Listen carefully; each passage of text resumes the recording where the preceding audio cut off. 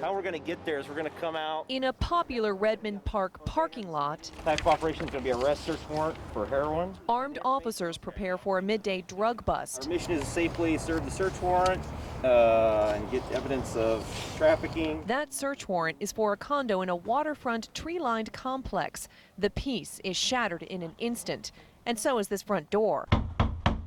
Police department, search warrant! Officers seized a baggie of heroin and arrested a man suspected of selling it as nervous neighbors watched. I have grandkids and children coming in and out all the time, and I've never ever suspected it'd be like this here. I think it's growing. I think it's getting larger. An officer on the Drug Task Force who asked us not to show his face says heroin is now the #1 drug in the Puget Sound and reaching epidemic use across the country. In 3 months, we have seized 19,244 grams of heroin. That's over 42 pounds.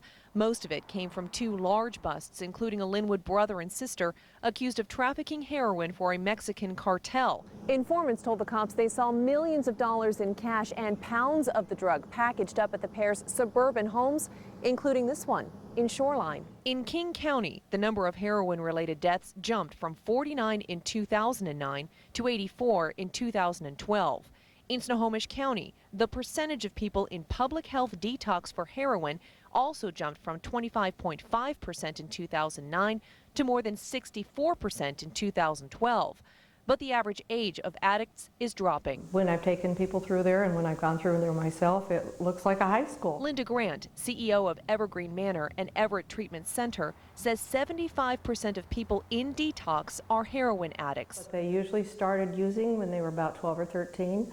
Some of them were started by their parents. I see it everywhere. Pamela Jameson started using when she was 19. At 60, she's trying to get clean for the 3rd time. I feel groggy, everything's hurting on me a little bit. The mother of 3 says she abused prescription pills like Oxycontin. After a spike in illegal use, drug manufacturers changed the chemistry, making it impossible for addicts to smoke or snort it.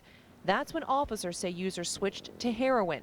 Jameson says it's cheaper and more available. I happen to know of probably about 10 people that were doing the Oxy who are now doing heroin. Including 2 of her own adult children. Treatment centers say there are waiting lists for beds, but they can't afford to expand.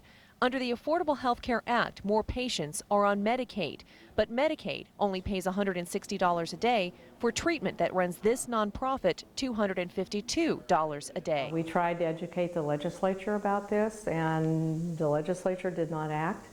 The Department of Social and Health Services has not acted, and it's simply not enough money to pay the bills. 3 centers have already closed this year.